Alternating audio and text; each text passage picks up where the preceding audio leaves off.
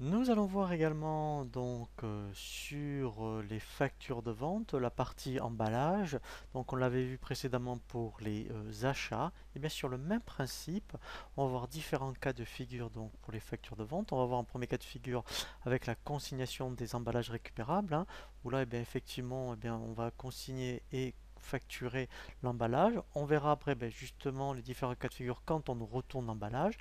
Donc au premier cas de figure, lorsque en fait on le récupère au prix de la consignation, si on le reprend à un prix inférieur, et sinon si le client décide donc de le garder. Donc on va voir la première saisie qui va être donc lorsqu'on fait une facture de vente, on va consigner un emballage.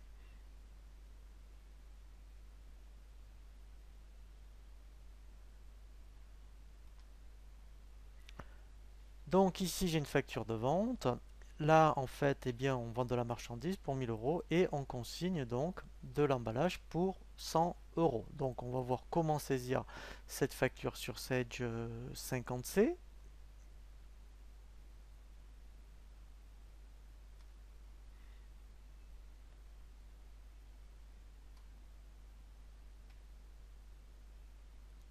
Donc là toujours pareil, je ressaisis un numéro de facture. Voilà. Donc ici, première chose, je vais donc, ça change pas, saisir mon hors-taxe qui était de 1000 euros. J'ai donc la TVA. Et là, en fait, on va voir le compte qu'il faut utiliser pour la consignation. Donc on avait vu que lorsqu'on est dans les achats, c'est un compte 409 qui marche à l'envers puisqu'il y a un 9 en troisième position. Et bien là, ça va être un 419. On va voir donc ce que nous propose Sage 50C. Donc ici, on va renseigner le 419 pour voir ce qu'il nous propose. Voilà. Et en fait, c'est bien celui-ci, le 419 600, client d'aide pour emballage et matières consignées. Donc là, en fait, ici. Et là, en fait, voilà, ça marche à l'envers, puisque normalement, tout ce qui est 411, c'est au débit. Et bien là, en fait, comme il y a un 9 en troisième position, ça va bien au crédit. Et là, je vais chercher ici, voilà, mon compte client. Et là, je mets bien 1300. Et ça correspond bien. Voilà, et là, en fait, ça correspond bien. Voilà, c'est une copie conforme de ce que j'ai à l'écran. Et maintenant, on va voir un cas de figure où, en fait, donc là, en fait, premier cas, le client nous retourne, eh bien, la consignation. Donc là, après, effectivement, en fait, hein, en fait, c'est pas une facture, hein. Ici, ça devrait être un avoir. Donc, c'est ce qu'on va voir sur Sage 50C. Ça sera l'avoir 310. Voilà, retour consignation.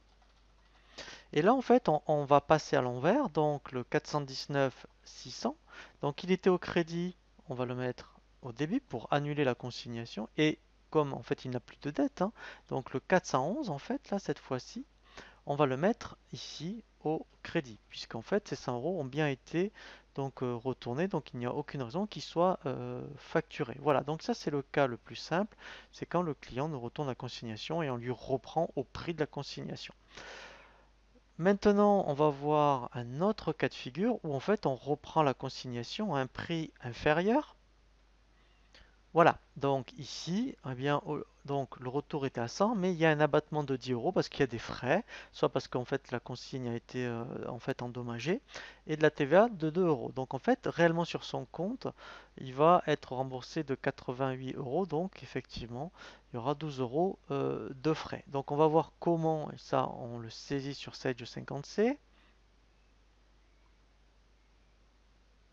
Donc ce sera toujours un avoir. Voilà. Retour, donc ça ne change pas. Retour consignation. Donc là, en fait, eh bien, ce qui va se passer, je reprends le 419 600. Mais là, par contre, donc ici pour 100 euros, voilà. Par contre, ici, en fait, moi, je vais avoir un produit. Donc, on avait vu dans les charges que c'était un Mali sur emballage. Et là, c'est un produit. Donc, ça sera du 708. Alors, on va voir qu'est-ce qui existe dans les 708. Voilà. Donc, ici, si je regarde, voilà. Et en fait, ici, voilà, vous voyez, c'est celui-là, 708 600. Boni sur reprise sur emballage. Donc là, en fait, eh bien, je vais reprendre pour 88 euros. J'avais donc là, en fait, je reprends pour les frais de 10 euros, voilà la TVA. Et en fait, après, dans son compte, il sera déduit que de 88 euros au lieu en fait des 100 euros. Voilà, donc ça c'est quand effectivement eh bien, on reprend un prix inférieur. Maintenant, en fait, eh bien, on va voir le cas de figure où effectivement le client nous dit, eh bien, moi je garde l'emballage. Donc là, après, effectivement, ce n'est plus une consignation, c'est une vente. Donc là, on va vraiment lui envoyer une facture de vente avec donc de la TVA. Donc là, c'est vraiment de la, enfin, entre guillemets, de la vente d'emballage. Donc sur Sage 50C, donc là, c'était la facture 311 par exemple. Voilà. Là, on met facture emballage. Et là, en fait, on va regarder donc dans les 708. On va utiliser donc le 708 800. Alors après, même ce qui serait intéressant, c'est de le renommer et de mettre produit, je dirais, activité annexe, session emballage, par exemple. Donc là, je vais laisser ce libellé là. Voilà, donc là en fait, puisque au crédit, eh bien en fait, là en fait, si on regarde la facture, le hors-taxe est de 83,34. Puis donc, eh bien la TVA collectée. Et en fait, on va solder après effectivement le 419 pour 100 euros. Voilà, donc ça sera par rapport à la première facture de consignation. Et bien là, en fait, il était de l'autre côté, le 419. Et bien là, en fait, effectivement, euh, il était au crédit, la première facture. Et bien là, en fait, on le débite. Voilà, donc ça, c'est voilà comment on fait lorsque, effectivement, eh bien, le client décide de garder euh, la consignation. Voilà, donc là, on a vraiment vu tous les cas de figure par rapport donc à la classe 70.